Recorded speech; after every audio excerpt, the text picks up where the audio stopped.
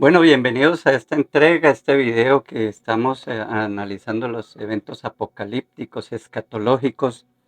En videos anteriores hemos abordado el tema del milenio y hemos visto que según la Biblia, según el Nuevo Testamento, el apóstol Pablo, el apóstol Pedro, coinciden en la escatología que ellos presentan y que básicamente la Biblia divide el tiempo en este siglo y el venidero. Luego viene la segunda venida de Cristo, el juicio final y comienza la eternidad. Entonces no hay lugar para un tal milenio aquí en la tierra.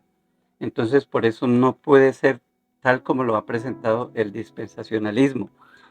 También vimos que Cristo vino a reinar, que no es que Él va a reinar en un milenio, en un futuro, sino que en el momento que Él fue resucitado de los muertos, el Señor le hizo Señor y Cristo, el Padre le hizo Señor y Cristo. Y ese es Él está reinando, el reino de Dios se ha acercado, el reino de los cielos está entre vosotros, entonces el reinado de Cristo está vigente. Pero bueno, eso es lo que más o menos hemos mostrado hasta el momento. Usted puede mirarlo en otros lugares. La pregunta es, bueno, pero ¿qué hacemos con Apocalipsis 20 si ahí habla de milenio? Que valga la pena decir que es la única parte en la Biblia que habla de milenio. Pero entonces está en la palabra del Señor, entonces necesitamos interpretarlo, necesitamos entenderlo, qué es lo que quería decir el autor sagrado con ese capítulo 20. Entonces, antes de interpretar, hoy pretendo con este video, y creo que el siguiente es, ¿cómo vamos a interpretar? No solo el capítulo 20 donde habla del milenio, sino todo el libro de Apocalipsis, porque mi plan y mi deseo es poder estudiar capítulo a capítulo eh, todo el libro de Apocalipsis para entender lo mejor, para entender qué es el mensaje que el Señor de verdad quiere transmitir ahí, porque sospecho que no es lo que nos han transmitido tanto miedo, tanto terror a través del Apocalipsis. No creo. Con el primer lectura del capítulo 1 ya uno se da cuenta que no. Entonces, estamos hablando de un asunto hermenéutica, cómo interpretar. La hermenéutica es una ciencia y como ciencia tiene su metodología, no es de cualquier manera, como no se puede hacer ciencia como a la topa tolondra, como dice, de cualquier manera, no, hay que hacer procedimientos objetivos serios para lograr la mayor objetividad, entendiendo que el único objetivo 100% es Dios, pero nosotros como humanos tenemos que esforzarnos por ser rigurosos y poder acercarnos a la verdad lo más posible que sea posible, perdón la redundancia. Entonces estamos hablando de la hermenéutica, cómo se interpreta un pasaje. Nosotros podemos creer en la inerrancia de la Biblia, podemos creer que la Biblia no tiene errores, eh, eh, que originalmente lo que escribió Pablo, lo que escribió Mateo, etcétera, eh, fue bajo la inspiración de Dios y que no contiene errores doctrinales, pero a pesar de creer eso, podemos sacar errores, grandes errores de ella. Las sectas, la historia de la iglesia es la historia de la interpretación, porque ha habido muchas formas de acercarse a leerla, muchas maneras de interpretarla, y eso ha sido para problemas de la iglesia desde sus comienzos. Se puede creer en la autoridad de la Biblia, que es autoridad plena para fe y para conducta, pero se puede llegar a decir cosas que la Biblia no dijo. Estoy pensando, por ejemplo, en Harold Camping, que fue un predicador en California, fue el director de Family Radio, y era un hombre que tenía una metodología de interpretar la Biblia que causó problemas a través de la numerología, mirando números, haciendo coincidencias de números, de letras, y llegó a predecir que el mundo se iba a acabar. Primero fue en el 2014, en el 2011, en fin, dio varias fechas y eso fue para burla, porque los ateos en Estados Unidos se burlan, decían, mire, la Biblia se llena de fantasía, mire cómo vuelve a la gente loca, en fin. Entonces, el hecho de que yo crea en la autoridad, en la inerrancia de la Biblia, eso no quiere decir que hay una interpretación garantizada, depende de la hermenéutica. Entonces, aquí estamos hablando de la hermenéutica, la manera como se interpreta un texto bíblico. Y la misma Biblia nos advierte de esos errores. Mire lo que dice segunda de Pedro 3:16. Dice Pedro, hablando acerca de las cartas de Pablo, casi en todas sus epístolas, hablando en ellas de estas cosas, entre las cuales hay algunas difíciles de entender, las cuales los indoctos e inconstantes tuercen, como también las otras escrituras para su propia perdición. Pedro está diciendo que algunas partes de Pablo son difíciles de entender y que algunos que la tuercen, le cambian el sentido. Aceptaban a Pablo, querían sus cartas, pero les torcían el sentido. Entonces, eh, ese es el peligro. Podemos creer en la autoridad de la Biblia y sin embargo deshonrarla haciéndole decir cosas que no fueron dichas.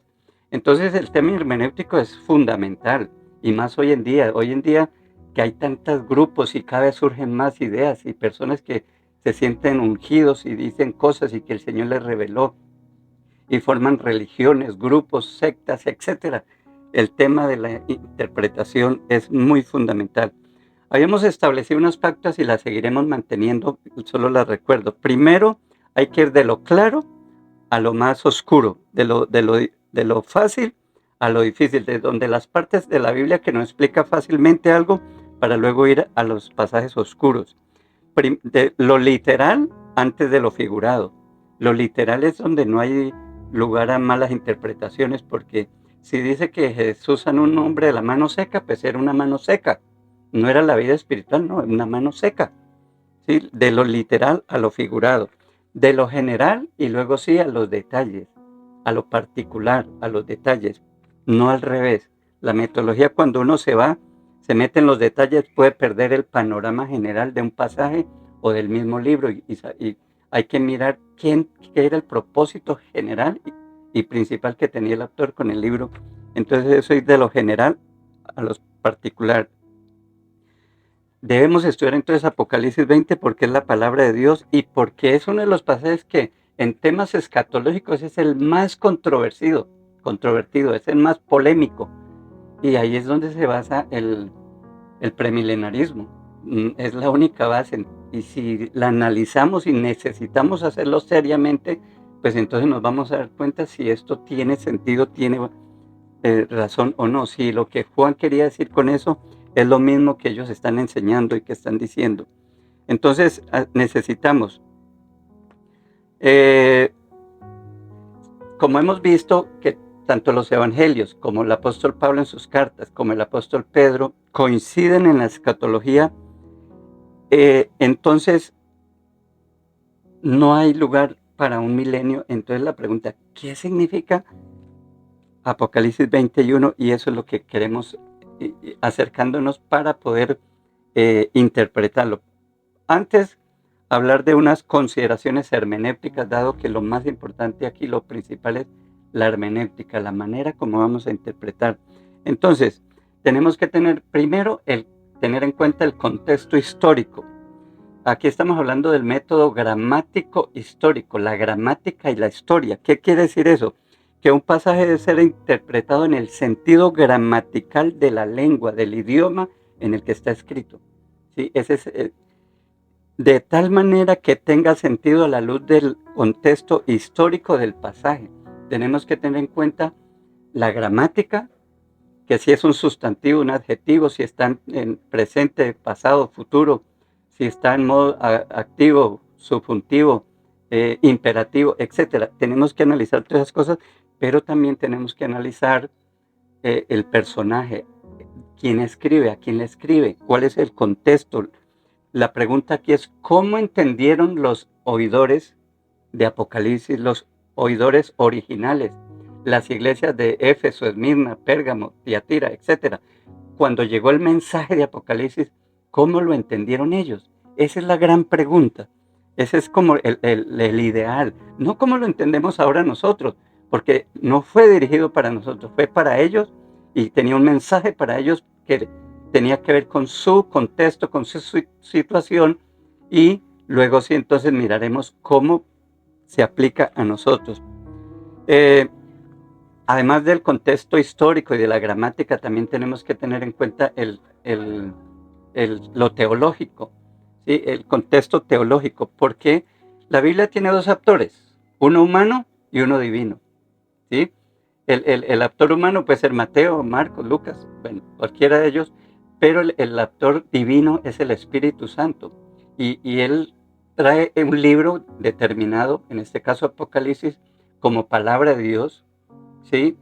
Y ese mensaje tiene un valor para la iglesia en general, no solo para Éfeso, Esmirna, Pérgamo, Tiatira, Sardis, no, es para toda la iglesia del Señor. Entonces tenemos que también tener en cuenta el significado que tiene para toda la iglesia como tal. Un ejemplo de esto sería que Juan fue escrita la visión de Juan fue escrita dentro de un contexto.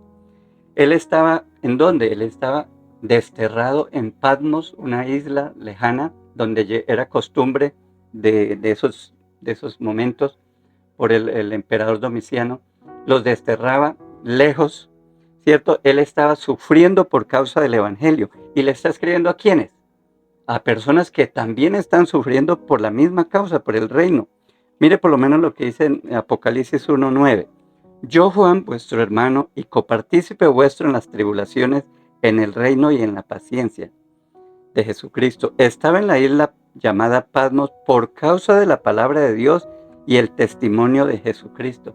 Entonces le dice, yo soy Juan, copartícipe. O sea, estamos sufriendo esto los dos, porque ambos somos cristianos. Estamos en el reino de Dios y estamos sufriendo esta situación. Entonces hay que tener en cuenta la situación de el que escribe, pero también de los que reciben la carta. Apocalipsis 2:2 y 3 dice, yo conozco tus obras y tu arduo trabajo, paciencia, que no os puedes soportar a los malos, y has probado a los que se dicen ser apóstoles y no lo son, y los has hallado mentirosos, y que has sufrido y has tenido paciencia, oiga, y has trabajado arduamente por amor de mi nombre y no has desmayado. Versículos 10 y 13. No temas en nada de lo que vas a padecer. He aquí el diablo echará a alguno de vosotros en la cárcel. Note el contexto de persecución, de sufrimiento, de dolor que está sufriendo la iglesia. Y por eso les está diciendo eso. Van a estar en la cárcel para 6 probados y tendréis tribulación por 10 días. Sé fiel hasta la muerte y yo te daré la corona de la vida. Yo conozco tus obras, versículo 13, donde moras, donde está el trono de Satanás, pero retienes mi nombre y no has negado mi fe, ni aun en los días en que Antipas, mi testigo fiel, fue muerto entre vosotros donde mora Satanás. Note que aquí ya está hablando de muerte, ya ha habido muertos, y bueno, la historia muestra que la persecución fue terrible. Entonces Apocalipsis tenemos que tener en cuenta ese contexto en el cual surge. Otro pasaje, último, Apocalipsis 3, 9 y 10. He aquí yo entrego de la sinagoga de Satanás a los que se dicen ser judíos y no lo son, sino que mienten. He aquí yo haré que vengan y se postren a tus pies y reconozcan que yo te he amado. Por cuanto has guardado la palabra en mi paciencia, yo también te guardaré de la prueba que ha de venir sobre el mundo entero para probar a los que moran sobre la tierra. Entonces, aquí con eso estamos mirando que Juan está sufriendo, que la iglesia a la que le escribe está sufriendo. Estamos teniendo en cuenta el contexto y de alguna manera el libro tiene que ayudar a unas personas que están pasando por esta situación. La segunda cosa que tenemos que mirar es el género literario. En la Biblia hay muchos géneros literarios. Tenemos, por ejemplo, literatura narrativa, que es en los evangelios, la historia, todo lo que es historia. Tenemos sabiduría, literatura sapiencial, la poesía. Tenemos profecía, tenemos epístolas o cartas, son cartas personales. Y tenemos el género apocalíptico, que es el que nos ocupa en este momento.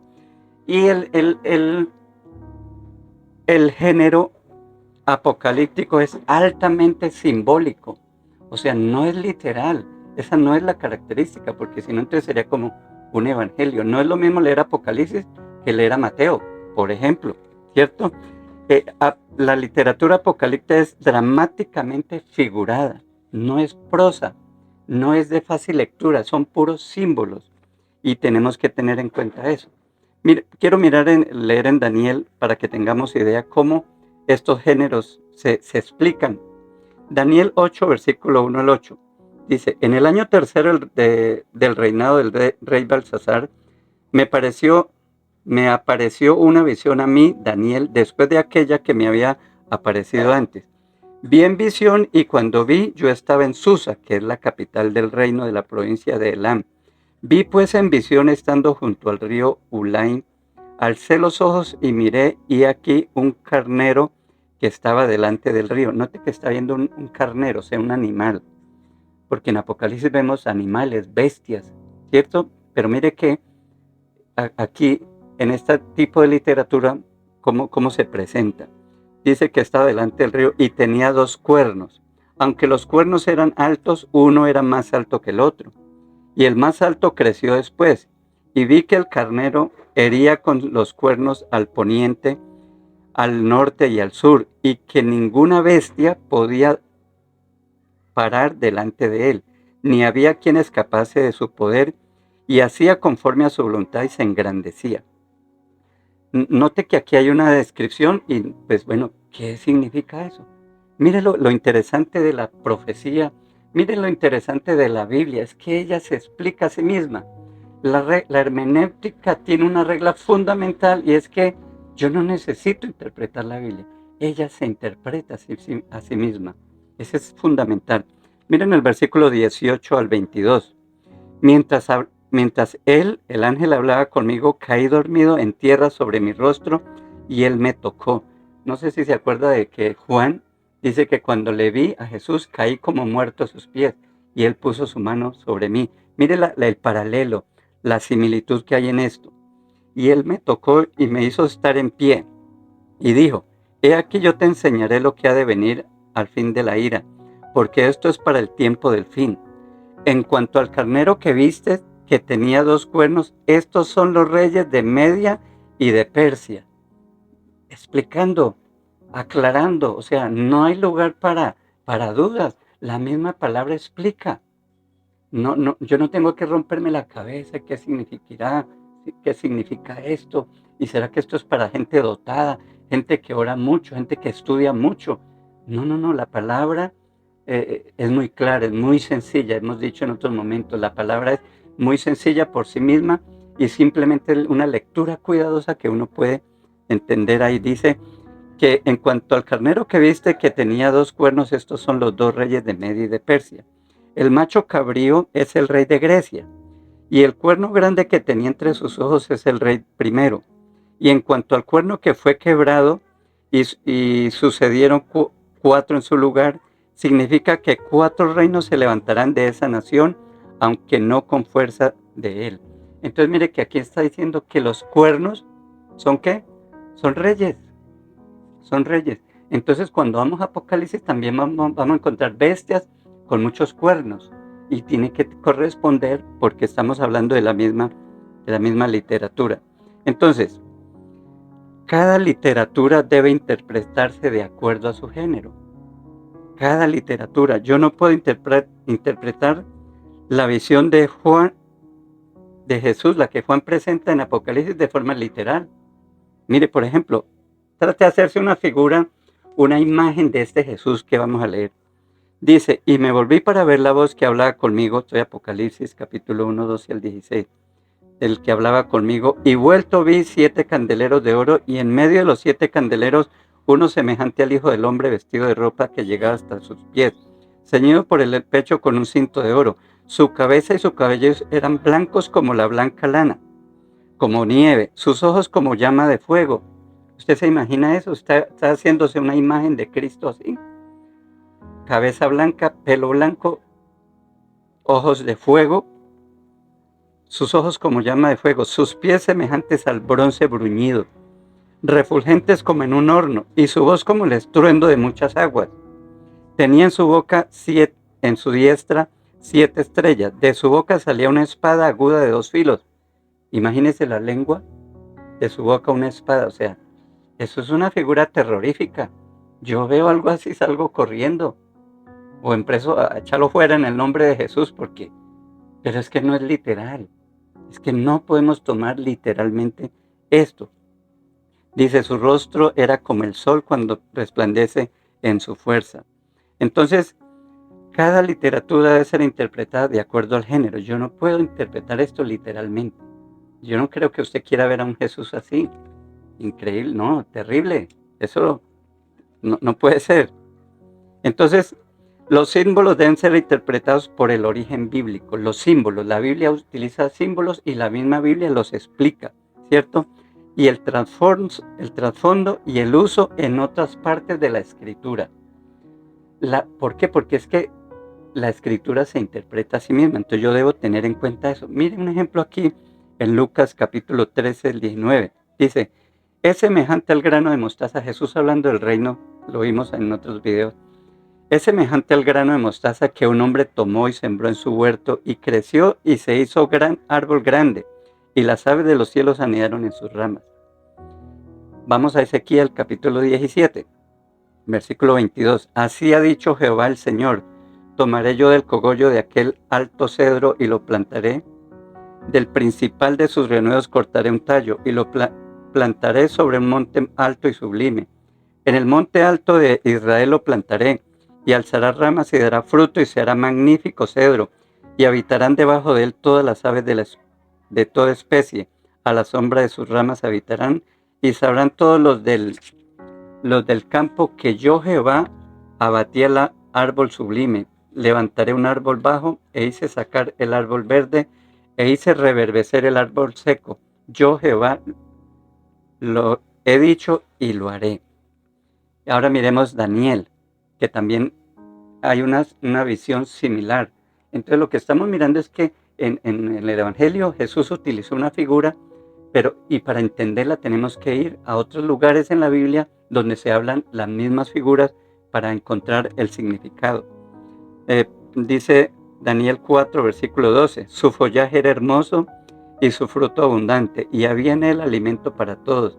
De debajo de él se ponían a la sombra de las bestias del campo, y en todas sus ramas se hacían morada las aves de los cielos, y se mantenía de él toda la carne. Versículo 21-22, cuyo follaje era hermoso y cuyo fruto abundante, y que había alimento para todos, debajo del cual moraban las bestias del campo, y en cuyas ramas habitan las aves del cielo. Tú mismo eres, oh rey, ojo con la explicación acá, tú mismo eres, oh rey, que creciste, te hiciste fuerte, pues creció tu grandeza y has llegado hasta el cielo y tu dominio hasta los confines de la tierra. Entonces mire cómo ahí mismo está la explicación. Hay un sueño que tiene el rey y de parte de Dios viene la explicación, ¿sí? Entonces ahí mismo en el pasaje nos está explicando. Entonces, para concluir por ahora, Apocalipsis 20, donde se habla del milenio, tiene que ser interpretado a la luz de otros pasajes. Una pregunta, con esto termino. Ahí habla que Satanás fue atado por 1000 años. La pregunta que debemos es, ¿en qué otras partes de la escritura Satanás es atado? Y si usted recuerda, Jesús mismo dijo que Satanás había sido atado, que si yo por el Espíritu de Dios echo fuera los demonios, el reino de los cielos ha llegado, porque nadie puede entrar en la casa del hombre fuerte si primero, ¿qué? No le ata. O sea, Jesús está diciendo que ya está atado. Entonces, esto nos ayuda a mirar que la Biblia se debe interpretar a sí misma. Entonces, seguiremos mirando, marcando pautas hermenéuticas de cómo interpretar correctamente no solo Apocalipsis 20, sino en realidad toda la Biblia, y en especial el libro de Apocalipsis, que es lo que estamos tratando de acercarnos a los temas apocalípticos escatológicos. Que Dios les bendiga, que Dios les guarde, y no se le olvide darle like, y si el Señor lo permite estaremos en otra ocasión con ustedes. Dios les guarde.